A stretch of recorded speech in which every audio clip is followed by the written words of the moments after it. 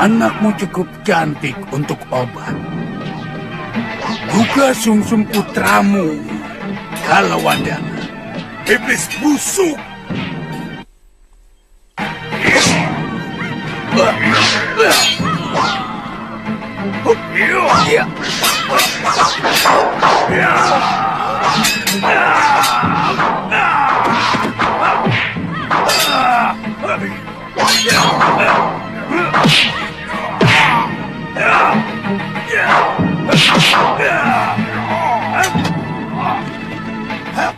Tangkap kedua anak muda itu.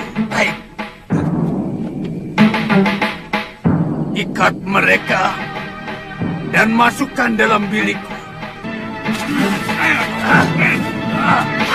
Diceritakan, Sang Sudomanik telah menipu sahabatnya sendiri, dan mengirimkan pengikutnya untuk menyerang akan mereka bertiga, dan pada akhirnya, sang sahabatnya pun dipenjara, dan perlawanan mereka bertiga, sangat-sangatlah lemah di hadapan Sudomanik, yang bergelar pendekar 8 lengan. Sang Sudomanik pun setelah memenjarakan sang ayah mereka ia pun berkata, seperti ini kepada sang sahabatnya tersebut.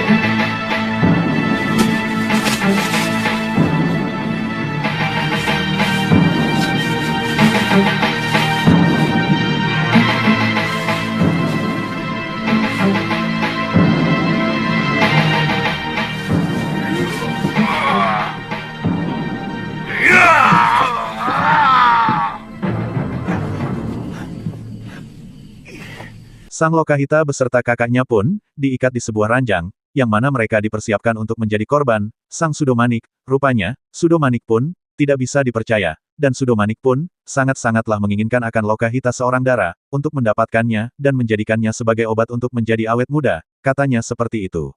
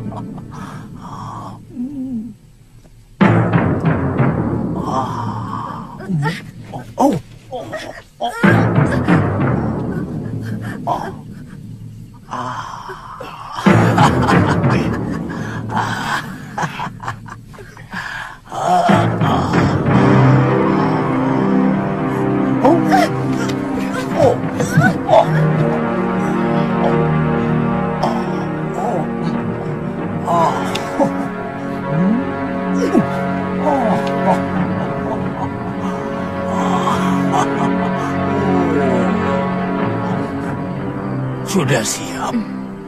Sudah, Kang. Kalau sudah siap, panggil aku.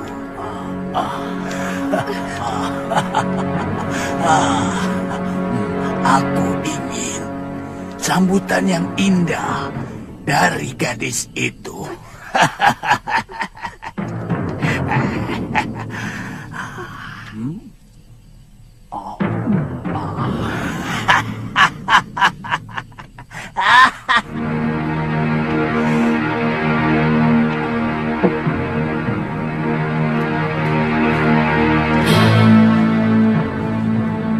Buatkan ramuan untuk gadis itu, biar semakin ganas pucut. Kalau untukku, cukup kau buat saja anak menjangan. Dan ramuan umbi hitam. Baik, Guru.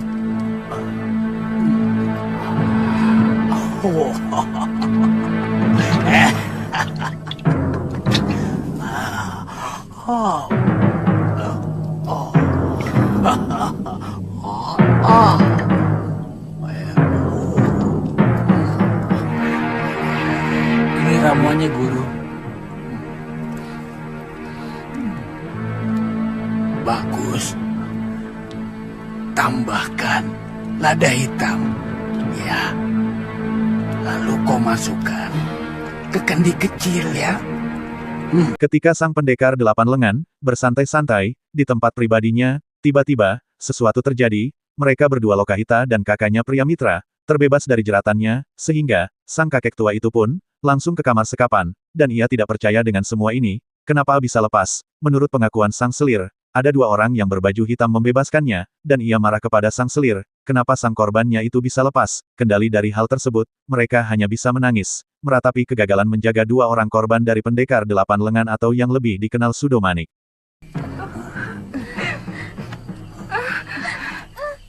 Ada apa ini? Ada apa? Mana mereka?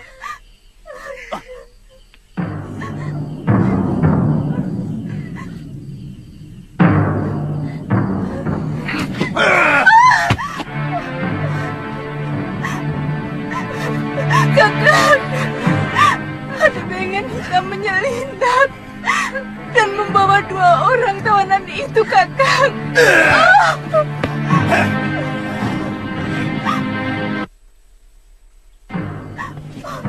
Tidak akan kuampuni perbuatan ini.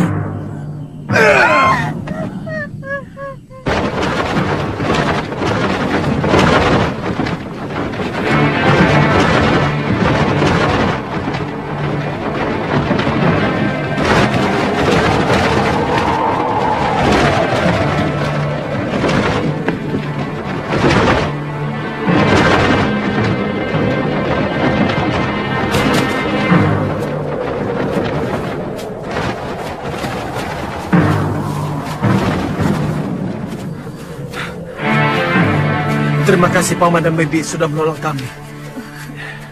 Di tempat lain, ternyata 2 orang yang dimaksud adalah Nila Saroya dan adiknya Empu Mahasyura, membebaskan akan mereka, sehingga sang kedua kakak beradik itu pun sangat-sangatlah berterima kasih kepada keduanya, dan mereka pun hanyalah sebatas menggagalkan situasi bangka itu menambahkan akan kekuatannya, karena mereka menjadi korban dari pendekar 8 lengan, dan mereka pun Nila Saroya dan Kidarpa, meninggalkan mereka berdua, dan kembali ke padepokan.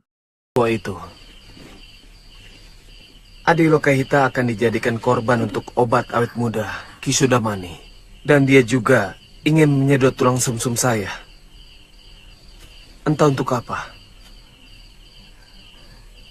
Oh, terima kasih Nyai. Terima kasih. Kami bukan dewa penolong. Kami tidak bermaksud menolong kalian. Aku hanya mau menggagalkan si tua bangka itu menambah kekuatannya.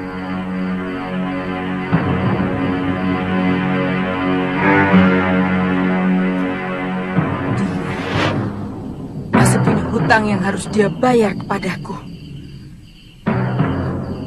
Bibi,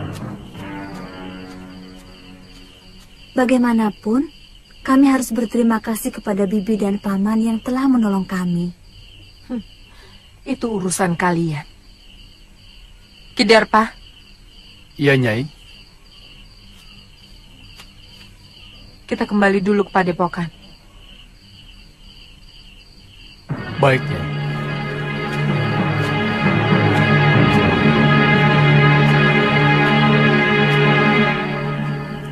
Kelihatannya, kedua pendekar itu sama anehnya dengan si 8 lengan. Apa yang harus kita lakukan sekarang, Kakang? Kita harus secepatnya meninggalkan tempat ini. Mereka berdua kakak beradik itu senang dengan pertolongan itu, dan mereka berencana untuk membebaskan sang ayahanda mereka, dan mereka pun membuat sebuah rencana untuk membebaskan ayah mereka di penjara, yang dipenjarakan oleh Sudomanik dan anak buahnya. Akan tetapi tidak sekarang. Kita harus cepat pergi, Kakang. Kalau perlu, kita cari tempat Paman Paron Wajah. Dan kita ceritakan semua kejadian ini. Sebaiknya kita ke tempat lain, Nadi. Kemana saja? Kamu ingat? Kita ke padepokan tua Bangka Sudamani karena Bopo, kesal sama Paman Paronwaja.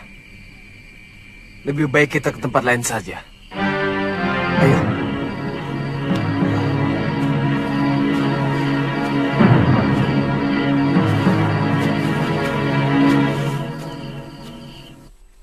Kalian semua, sampai orang luar bisa menerobos rumahku. Di mana? Tadi saya melihat sendiri ada orang berpakaian hitam-hitam di belakang rumah, Guru. Iya, Guru. Betul, Guru. Saya pikir kawan kita sendiri, Guru. Siapa yang suruh mikir? Iya. Tugas kamu menjaga. Iya, Guru. Artinya kamu mewaspadai, Iya, Guru. melihat, Iya. mencurigai, Iya, menanyai setiap orang yang datang. Ya ampun, Guru. Bukan untuk mengira-ngira atau menduga-duga. Iya, Guru. Di tempat lain sang pendekar 8 lengan, pun mendatangi akan ayah mereka dan mengamuk, karena ia mengira ia meminta bantuan kepada seseorang untuk membebaskan sang anak-anaknya tersebut. Ia pun menghajarnya, dengan brutal dan ia pun dihajar oleh sang Sudomanik pendekar 8 lengan. Bagaimana menurut kalian, itu manusiawi atau tidak? Coba komen di bawah ya. Cepat! Guru.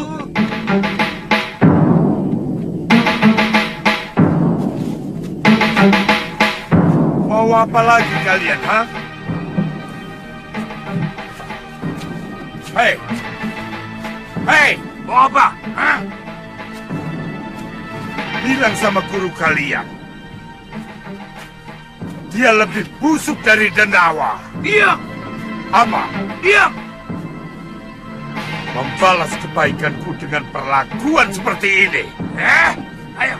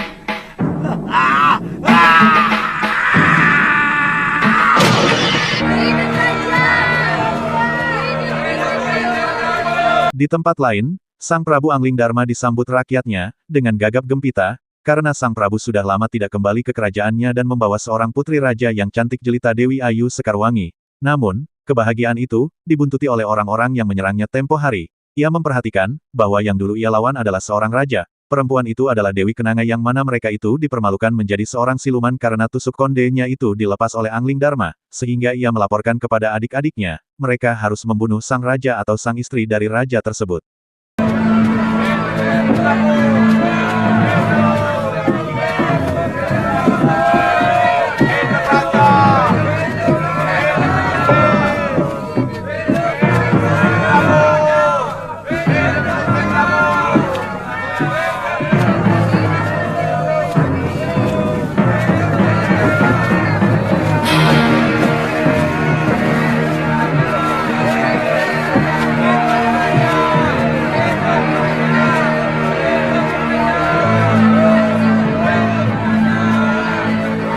Kurang ajar. Ternyata pendekar tampan itu adalah seorang raja.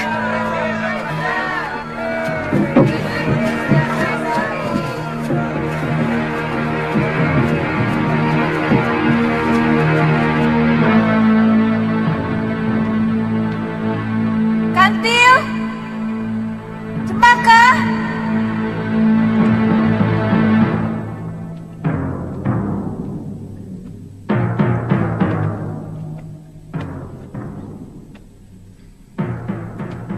Ada apa, Yunda?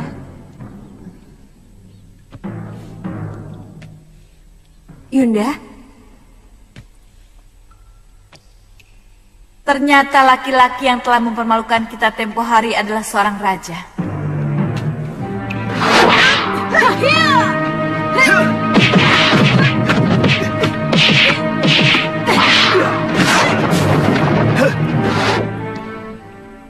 Aku baru saja melihat dia.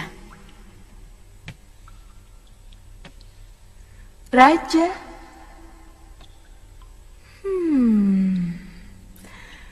Pantas bau badannya wangi.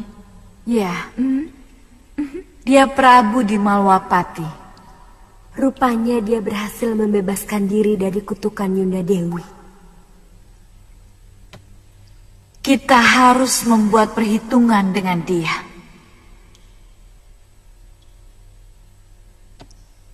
Dia atau istrinya harus mati.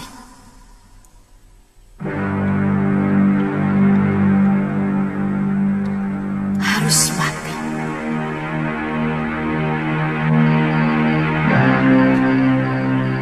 Tidak mungkin aku bisa menuntut Gusti Prabu.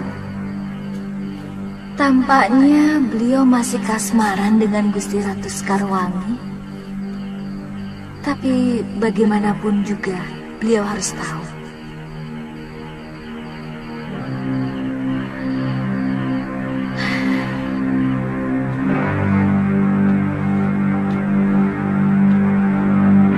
Di tempat Angling Dharma yakni kerajaan Malwapati, Sang Angling Dharma pun menadapati Putri Empu Mahasyura. Ia pun ragu untuk bertanya kepada Sang Angling Dharma, karena Angling Dharma sedang kasmaran dengan permaisuri yang sekarang yang mana ia pasti berbahagia dengan Sang Ratu, dan alhasil, Galuh Parwati didekati oleh Sang Permaisuri dan Angling Dharma. Ia pun menceritakan kepada Angling Dharma kepadanya semua yang ia ketahui tentang Nila Saroya dan ayahnya Empu Mahasyura, sehingga ia menunduh Sang Angling Dharma, dan ia haruslah bertanggung jawab atas semua ini. Kemudian Angling Dharma juga menceritakan semua yang terjadi kepada Sang Galuh Parwati, dan inilah yang terjadi.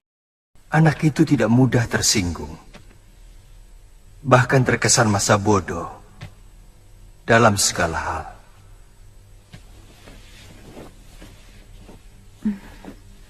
Mungkin ada sesuatu dari yang kita bicarakan malam itu yang membuat dia teringat sesuatu yang barangkali sangat memukul perasaannya.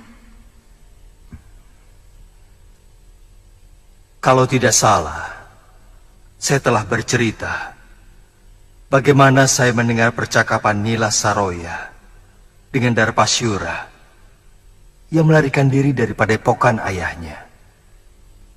Mungkin persoalannya itu, Kanda Prabu.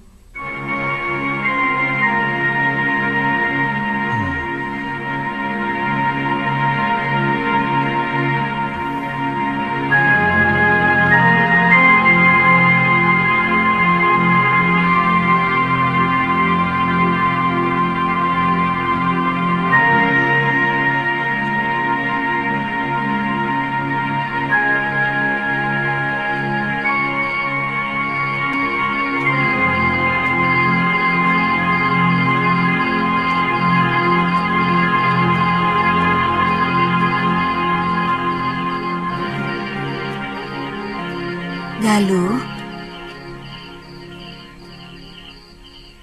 kata Bibi Emban, dari pagi kamu belum makan? Dari kemarin, hamba tidak nafsu makan, Gusti Dewi. Apa yang mengganggu pikiranmu sebenarnya, Lu? Boleh hamba menyampaikan sesuatu, Gusti Prabu? Kapan aku pernah melarang seseorang untuk menyampaikan sesuatu? Kamu ini ada-ada saja, loh. Maaf, Gusti. Hamba mau menuntut pertanggungjawaban Gusti Prabu.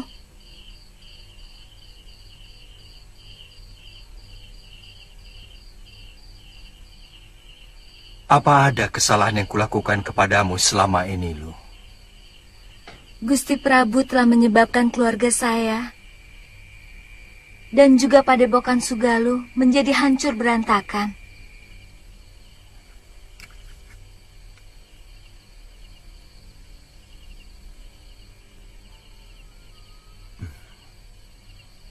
Saya kurang mengerti apa yang kamu maksudkan. Apa mungkin seorang murid tega menghancurkan keluarga gurunya? Apalagi padepokannya. Secara tidak langsung, Gusti Prabulah yang menghancurkannya. Karena Gusti Prabulah yang membawa perempuan jahat itu ke padepokan. Nila Saroya maksudmu? Ya. Dia telah mencuri pusaka dan kitab dari padepokan Sugalu. Setelah berhasil menghasut Bopo untuk mengusir Biung dari padepokan, kemudian menghancurkan hati Bopo dengan mengkhianati cintanya. Semuanya menjadi berantakan. Hamba menjadi sebatang kara tanpa tahu apakah Bopo dan Biung hamba masih hidup atau sudah mati. Aku sendiri tidak pernah menduga bahwa perempuan itu ternyata punya niat yang sangat jahat. Gusti Prabu pernah mengatakan bahwa perempuan itu dan 12 saudara seperguruannya telah dibantai oleh Sudamani. Benar. Menurut pengakuannya, Nila Saroya adalah anggota dari perguruan Halimun Petak yang ada di pegunungan Kendeng lereng utara. Aku bisa mengerti perasaanmu. Dan sebagai murid Sugalu, aku bertanggung jawab untuk menuntut balas pada perempuan itu.